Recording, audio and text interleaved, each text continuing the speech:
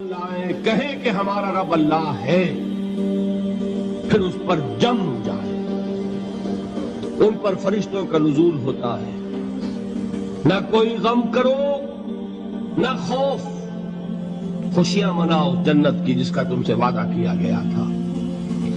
اللہ کی ربوبیت پر اطمینان جب انسان کو ہو جاتا، میرا رب اللہ ہے، ربی اللہ، انسان کے لیے نہ کوئی کھٹکا، نہ کوئی خطرہ، نہ کوئی خوف، نہ کوئی حزن۔ جو کچھ ہو رہا ہے کس کے اذن سے ہو رہا ہے؟ اللہ کے اذن سے۔ اللہ کے اذن کے بغیر پتا تک نہیں ہلتا۔ یہ کوئی اندھا بہرا مادہ نہیں ہے جس سے مجھے کوئی خوف ہو۔ اندھا بھینسا چلا آ رہا ہو اس سے تو ڈرنے کا ہر انسان کو ڈرنا چاہیے، نہ معلوم کس کو ٹکر مار دے، لیکن نہیں، اس کائنات کو چلانے والا ایک سمیع و بصیر خدا ہے۔ وہ جو میرا دوست ہے، میرا ولی ہے، اللہ ولی الذین آمنوا یخرجہم من الظلمات الی النور۔ اللہ اہل ایمان کا ولی ہے، ساتھی ہے، پشت پناہ ہے، مددگار ہے، حمایتی ہے۔ بتائیے جسے یقین ہو جائے کہ اللہ میرا مددگار، اللہ میرا محافظ، اللہ میرا پشت پناہ، اللہ میرا حمایتی، اس کے لیے کوئی خوف ہوگا؟ اس سے کوئی ڈر ہوگا؟ میں مثال دیا کرتا ہوں ایک بہت سادہ، پنجاب کے دیہات کی۔ تو بڑا چودھری ہے اور کوئی غریب کسان ہے۔ اس غریب کسان کے جانوروں کو ہر وقت اندیشہ ہوگا چوری کا، کوئی میری بھینس کھول کر نہ لے جائے، کوئی میرا بیل کھول کر نہ لے جائے۔ لیکن جس کے بارے میں یہ سب کو معلوم ہو کہ وہ جو بڑا چودھری ہے وہ اس کا دوست ہے، اس کی بچیا کو کوئی خوف ہوگا؟ اس کی بھینس پر کوئی ہاتھ ڈالے گا؟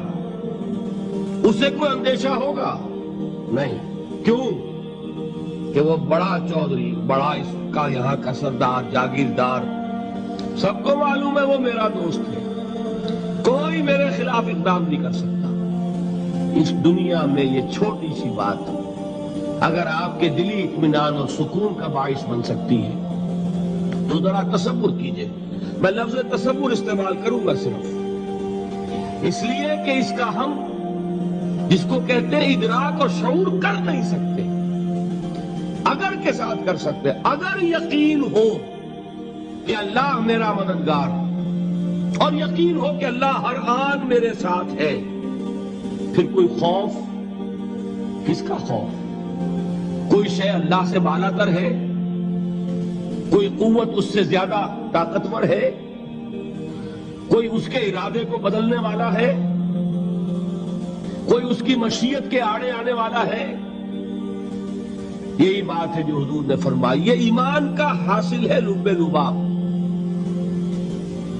کہ دیکھو اچھی طرح اس بات کو ذہن نشین کر لو، اگر تمام انسان مل کر تمہیں کوئی نقصان پہنچانا چاہے نہیں پہنچا سکتے، مگر جو کچھ اللہ نے لکھ دیا ہو، اور تمام انسان مل کر تمہیں کوئی نفع پہنچانا چاہے نہیں پہنچا سکتے، مگر وہ شے جو اللہ نے طے کر دی۔ آپ پھر میں کہوں گا ذرا تاریخ کیجئے، اسے فرض کیجئے، اسے سوچئے۔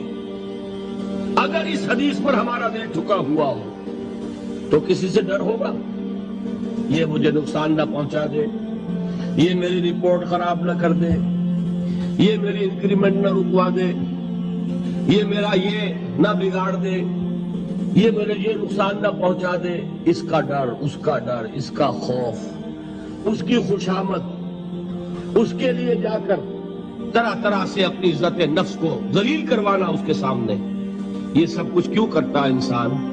جب سمجھتا ہے کہ اس کے ہاتھ میں میرا کوئی نفع ہے، اس کے ہاتھ میں میرے لیے کوئی ضرر ہے، یہ مجھے کوئی غضب پہنچا سکتا ہے، یہ مجھے کوئی نقصان پہنچا سکتا ہے، یہ میرا کوئی کام بنا سکتا ہے، یہ میری کوئی ضرورت پوری کر سکتا ہے، اسی کا نام شرک ہے، جہاں آپ نے یہ سمجھا کہ غیر اللہ کے اندر کوئی طاقت موجود ہے وہی شرک ہے۔ بتوں سے تجھ کو امید ہے، خدا سے نو امیدی، مجھے بتا تو صحیح اور کافری کیا ہے؟ شرک تو یہ ہے جس پر بھی تمہیں یہ خیال ہے کلمہ ہے، یہ کلمہ سوم لا حول ولا قوت الا باللہ، ذرا اس پر دل کو کبھی اگر آپ تصور کریں پھر فرض کریں دل ٹھک جائے اس پر، کوئی طاقت نہیں۔ یہی بات تھی جو شیخ عبد القادر جیلانی رحمۃ اللہ علیہ نے اپنی وصیت میں اپنے بچے سے کہی۔ 11ویں دینے والے ہیں لیکن حضرت شیخ عبد القادر جیلانی کی وصیت اور تعلیمات کو کتنے لوگ ہیں جو جانتے ہیں؟ یہ جن مقامات تک پہنچے ہیں وہ کس چیز کی بدولت پہنچے ہیں؟ انہوں نے جو پیغام دیا وہ کیا تھا؟ اے میرے بچے، جس طریقے سے قرآن مجید میں حضرت لقمان کی نصیحتیں جو ہے نقل کر دی گئی ہیں، میں یہ عرض کروں گا بالفرض اگر قرآن حضرت عبد القادر جیلانی کے بعد نازل ہوا ہوتا تو شیخ عبد القادر کی یہ نصیحتیں بھی قرآن میں درج ہوتی۔ اتنی اونچی نصیحتیں ہیں۔ اے میرے بچے، اس حقیقت کو ذہن نشین کر لے، لا فاعل فی الحقیقت ولا مؤثر الا اللہ۔ اس کائنات میں نہ کوئی فاعل حقیقی ہے نہ مؤثر حقیقی ہے سوائے اللہ۔ کسی شے میں کوئی تاثیر نہیں اگر اللہ نہ چاہے۔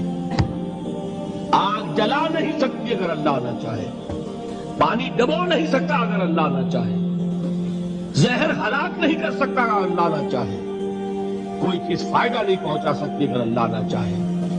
تو در در پہ کیوں سر جھکاتے ہو؟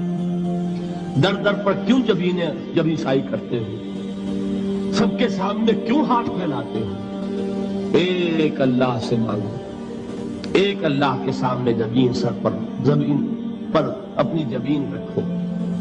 لا فاعل فی الحقیقت ولا مؤثر الا اللہ۔ نظر آتا ہے ہمیں کہ پانی پیاس بجھا دیتا ہے، پیاس بجھانے کی صلاحیت پانی میں نہیں ہے، اللہ کے اذن سے۔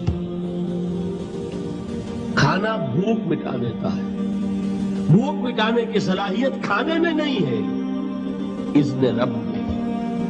دیکھیے یہی یقین تھا حضرت موسیٰ علیہ السلام کا واقعہ یاد کیجئے۔ سامنے سمندر آ گیا ہے، قوم دیکھتی ہے پیچھے کہ گرد و غبار کا طوفان ہے۔ معلوم ہوا کہ فرعون اپنے لشکر سمیت آ گیا۔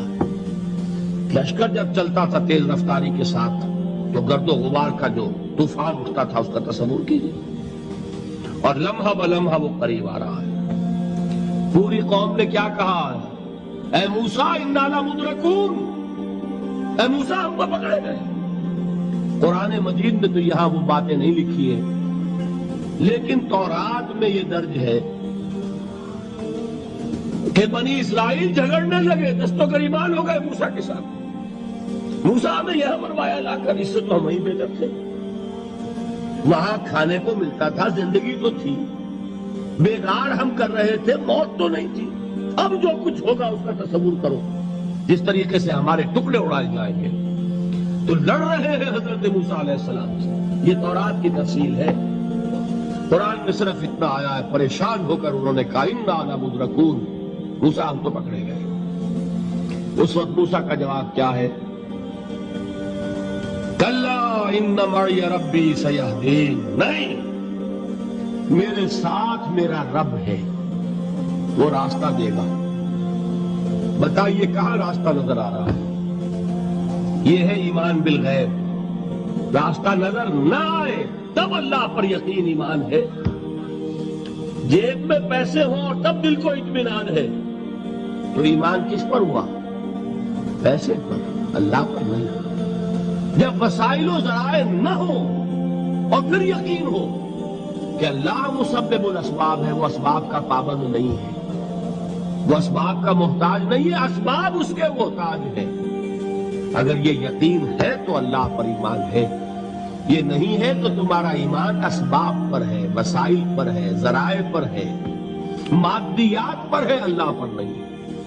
اس وقت کہاں راستہ تھا؟ کوئی راستہ تھا؟ سمندر ہے اور ادھر سے لشکر آ گیا ہے. کلا ان معی ربی سیہدین. اب دیکھیے ایمان کہہ دینا آسان ہے، ہوا معکم اینما کنتم، جہاں کہیں بھی تم ہوتے ہو اللہ تمہارے ساتھ ہوتا ہے. لیکن اس کا یقین قائم ہو جائے تو زمین و آسمان کا فرق واقع ہو جائے.